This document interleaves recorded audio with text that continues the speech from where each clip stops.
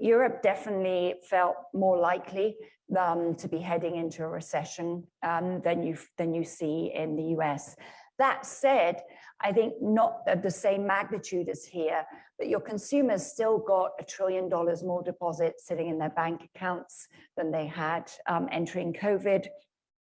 Talking to other European banks and looking at our own portfolio, no one's really seeing it in the numbers in credit quality, standing up very well, both the consumer and the corporate and commercial portfolios in Europe.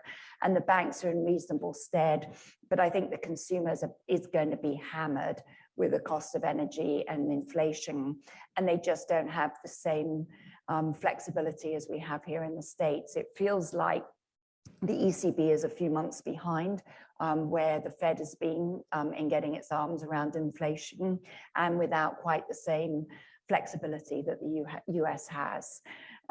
So that would be some of the things I'd say just from the macro perspective that, tougher time in Europe.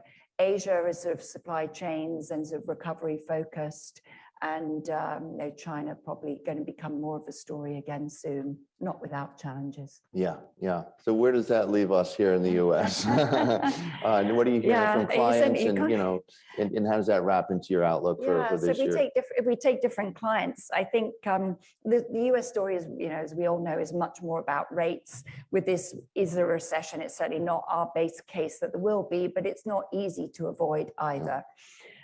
When we look at what the clients are talking to us about from a macro perspective, I think the confidence is still pretty good amongst the CEOs and the CFOs.